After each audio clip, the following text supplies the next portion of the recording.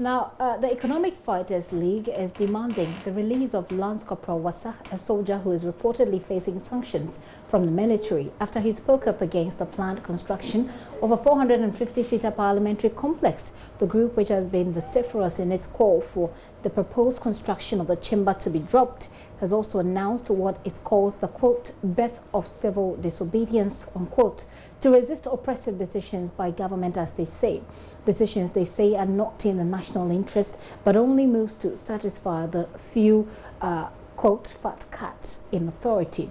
Convener of the group, Ernesto Yeboah, addressed a news conference in Accra where he said they will continue to pile pressure on the powers that be to begin to act in the best interest of the people they represent. Komla Adam joins us live from there. Hello, Komla. Hi, Gifty. Tell us what else he's been saying.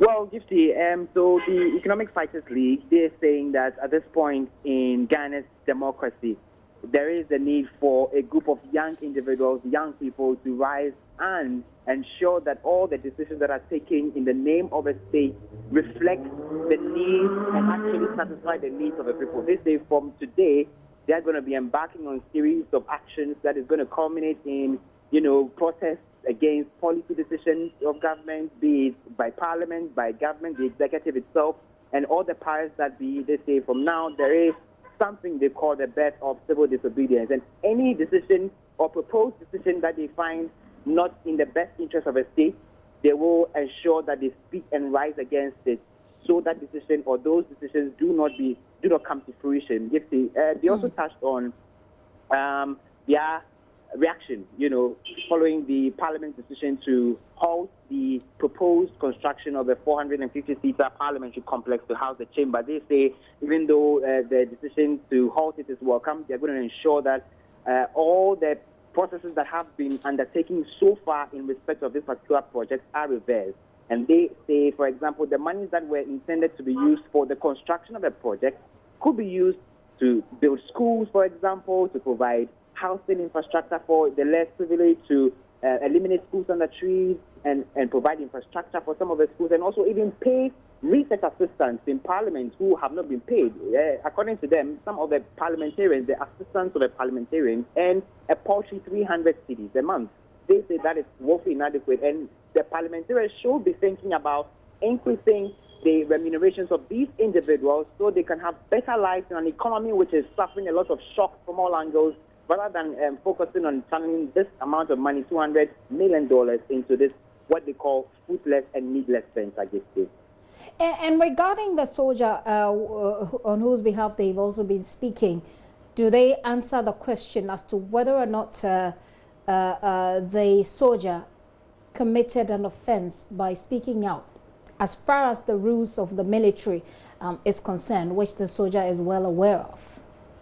So what they say is that in the democracy we seek to be practicing, which should allow anybody and everybody to air their views without being oppressed or without being victimized, the soldier only spoke up. He rose and spoke up when everybody else was silent about a matter of national interest. And so they celebrate him instead of focusing on whether or not he breached any laws in the military. We all know that according to some of the military procedures, the Volume 1 specifically, he may have erred in that regard. But the Economic Fighters League is of the opposition that he rose up and spoke for many of the people who were timid, who were afraid to speak up at the point where Ghana needed them to speak most. And so for as far as they are concerned, they are demanding his release, regardless of whether or not he breached any codes of the military.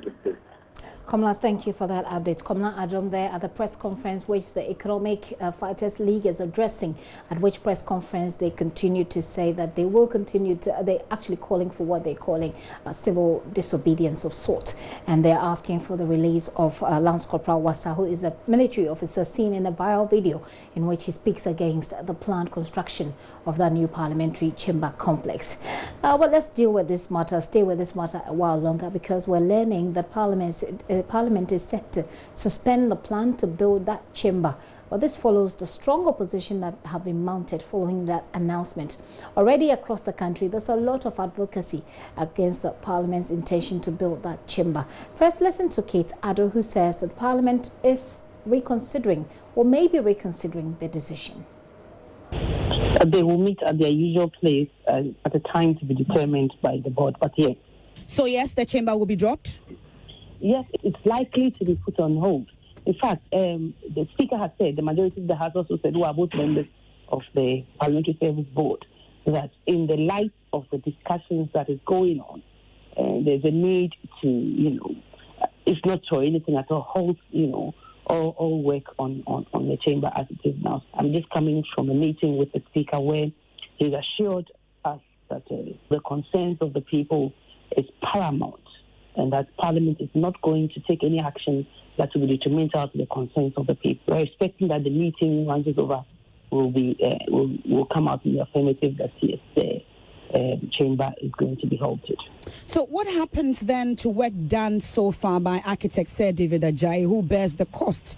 When you commission somebody to draw any kind of building for you, you will have to, of course, pay for them. If you ask anybody for any service for which remuneration is required, that will have to be rendered. So there's that. Of course, there are issues of the fact that they have spent resources, time, and everything to do that, and what charges there may be. But don't forget that I keep saying that these are at the very, very, very early stages. They hadn't even gone to the point where the members of Parliament would have been spoken to, and it was just the initial presentation of a scale model of the proposed building to the board, which we invited the media to.